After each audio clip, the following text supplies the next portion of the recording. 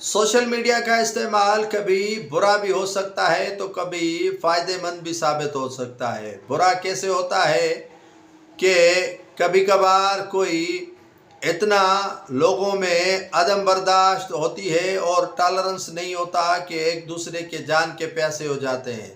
سندھ کے ضلع کشمور میں ڈومکی قبائل کے دو گروپوں میں اس وقت تصادم شروع ہوا اور 14 جانیں چلی گئیں جب ایک دوسرے کو سوشل میڈیا اکاؤنٹس پر کمنٹس دیے گئے تھے۔ ایک کمنٹس دینے کے بعد جب دوسرے فریق نے کمنٹس دیا تو یہ معاملہ تصادم میں تبدیل ہوا اور دیکھتے دیکھتے 14 جانیں چلی گئیں اور تقریباً 40 سے زائد افراد زخمی ہوئے۔